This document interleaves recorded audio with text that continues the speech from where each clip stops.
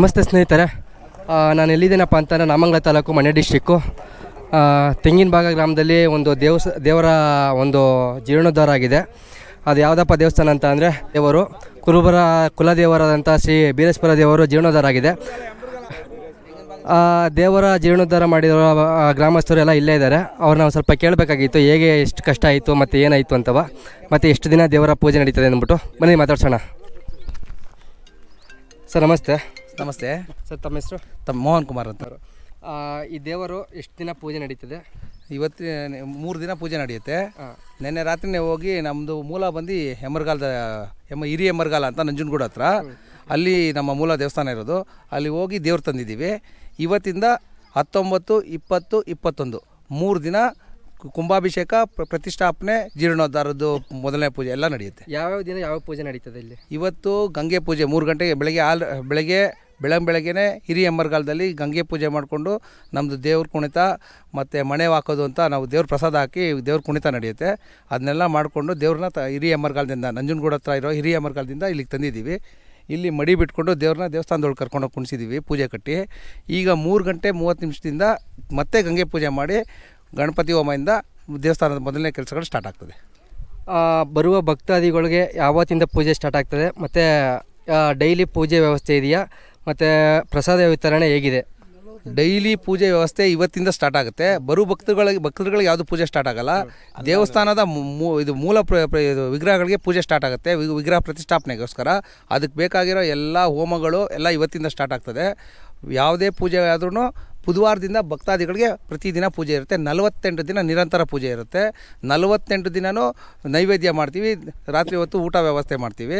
ಇವತ್ತಿಂದ ಬೆಳಗ್ಗೆ, ಮಧ್ಯಾಹ್ನ, ರಾತ್ರಿ 3 ಸಮಯನೂ 19, 20, 21 ಪ್ರತಿ 3 ದಿನವೂ 3 ಹೊತ್ತು ಅನ್ನದಾಸೋಹ ನಡೆಯುತ್ತೆ.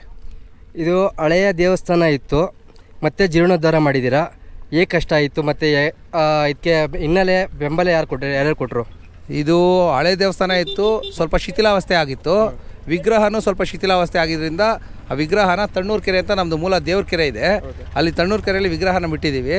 ಅಲ್ಲಿ ಬಿಟ್ಟಾದಮೇಲೆ ವಿಗ್ರಹಗಳನ್ನೆಲ್ಲ ತಿರ್ಗಾ ಶಿಲ್ಪಿಯಿಂದ ಕೆತ್ತಿಸಿ ನಮ್ಮ ಊರಿನ ತೆಂಗಿನಭಾಗ ಮೂಲ ಈ ಊರಿದೆಯಲ್ಲ, ಈ ಊರಿನಲ್ಲಿರೋ ಕುಳಗಳೆಲ್ಲ ಸೇರಿಕೊಂಡು, ಆಮೇಲೆ ನಮ್ಮ ದೇವ್ರಿಗೆ ಸೇರಿರೋ ಕುಳಗಳು ಬೆಂಗಳೂರು, ಕನಕಪುರ, ಕೆಬರೆ, ಶಿವಮೊಗ್ಗ, ಭದ್ರಾವತಿ, ಮೂಡ್ಲುಕೊಪ್ಪಲು, ಈ ಸುತ್ತಮುತ್ತ ಎಲ್ಲ ಊರಲ್ಲೂ ಇದ್ದಾರೆ. ಒಂದು 200-225 ಕುಳಗಳಿದ್ದಾರೆ.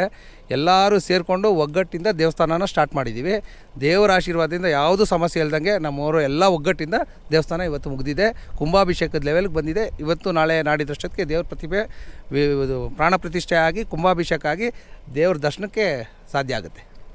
ದೇವಸ್ಥಾನ ನೋಡಿದರೆ ತುಂಬ ಅದ್ದೂರಿಯಾಗಿ ಕಟ್ಟಿದ್ದೀರಾ. ಎಷ್ಟು ವೆಚ್ಚದಲ್ಲಿ ನಿರ್ಮಾಣ ಆಗಿದೆ? 1.5 ಕೋಟಿವರೆಗೂ ಆಗಿದೆ. ಎಲ್ಲ ವ್ಯವಸ್ಥೆ ಅಂದರೆ ಅಮೌಂಟ್ನ ವ್ಯವಸ್ಥೆ ಎಲ್ಲ ಭಕ್ತಾದಿಗಳಿಂದನೇ ಬಂದಿರೋದಾ? ಭಕ್ತಾದಿಗಳು, ಕೆಲವು ದಾನಿಗಳು, ಆಮೇಲೆ ನಮ್ಮ ರೈತರು, ನಮ್ಮ ದೇವಸ್ಥಾನಕ್ಕೆ ಸೇರೋ ರೈತರುಗಳು ಏನಿದ್ದಾರೆ, ಎಲ್ಲರೂ ಎಷ್ಟೇ ಕಷ್ಟ ಇದ್ದರೂ ಏನು ನಮ್ಮ ಹಿರಿಯರು ಪಟೇಲ್ ರಾಜಣ್ಣ ಅವರು ಮತ್ತು ಹೆಗಡೆ ಅವರು, ಯಜಮಾನ್ ಪ್ರಕ್ಕು ಅವರು, ಈ ಥರ ಎಲ್ಲರೂ ಸೇರ್ಕೊಂಡು ಏನು ನಿಗದಿ ಮಾಡಿದ್ರು ಆ ಹಣನ ಯಾವುದೇ ಸಮಸ್ಯೆ ಇಲ್ದಂಗೆ ಕೊಟ್ಟರು. ಇನ್ನು ಮಿಕ್ಕಿದ ದಾನಿಗಳು ದೇವರ ಆಶೀರ್ವಾದದಿಂದ ಯಾವುದೇ ಸಮಸ್ಯೆ ಇಲ್ದಂಗೆ ದೇವಸ್ಥಾನ ಮುಗಿದಿದೆ. ಈಗ ಇಷ್ಟು 3 ದಿನ ಅಂತ ಕೇಳ್ತಾ ಇದ್ದೀರಾ ಪೂಜೆನ, ತುಂಬಾ ಅದ್ದೂರಿಯಾಗಿ ಮಾಡ್ತಾಯಿದ್ದೀರಾ. ಜಾತ್ರೆ ಕೂಡ ಚೆನ್ನಾಗಿ ಮಾಡ್ತಾಯಿದ್ದೀರಾ. ಮತ್ತು ಸ್ಟೇಜಲ್ಲಿ ಹಾಕಿದರೆ ಯಾವ್ಯಾವ ಗಣ್ಯ ವ್ಯಕ್ತಿಗಳು ಬರ್ತಾರಂತ? ಇದು 21ನೇ ತಾರೀಕು ನಮಗೆ ನಮ್ಮ ಕುರುಬರಿಗೆ ಕುಲಗುರುಗಳಾಗಿರೋದಂಥ ಹೊಸದುರ್ಗ ಕಾಗಿನೆಲೆ ಅವರು ನಿರಂಜನಾಪುರಿ ಸ್ವಾಮಿಗಳನ್ನ ನಾವು ಇನ್ವೈಟ್ ಮಾಡಿದ್ದೀವಿ. ಅವರು ಬರೋ ಸಾಧ್ಯತೆ ಇದೆ. ಮತ್ತು ಈಶ್ವರಾನಂದಪುರಿ ಅಂತ ಹೊಸದುರ್ಗದಲ್ಲಿದ್ದಾರೆ ನಮ್ಮ ಗುರುಗಳು, ಅವ್ರು ಬಂದೇ ಬರ್ತಾರೆ. KR ನಗರದಲ್ಲಿ ಶಿವಾನಂದಪುರಿ ಅಂತ ಗುರುಗಳಿದ್ದಾರೆ, ಅವ್ರು ಬರ್ತಾರೆ. ಆಮೇಲೆ ಗಣ್ಯ ವ್ಯಕ್ತಿಗಳನ್ನೇ ನಮ್ಮ ಕ್ಷೇತ್ರದ ಶಾಸಕರು ಚಲುವರಾಯ ಸ್ವಾಮಿಯವರು ಅವ್ರು ಬರ್ತಾರೆ. ಇನ್ನು ಮಾಮೂಲಿ ದಾನಿಗಳು, ದೇವಸ್ಥಾನಕ್ಕೆ ಕೊಡುಗೆ ಕೊಟ್ಟರವರು, ಆಮೇಲೆ ಮಂಡ್ಯ ಶಾಸಕರು ರವಿ ಗಣಗ ಅವರು, ಇವರೆಲ್ಲ ಬರ್ತಾಯಿದ್ದಾರೆ.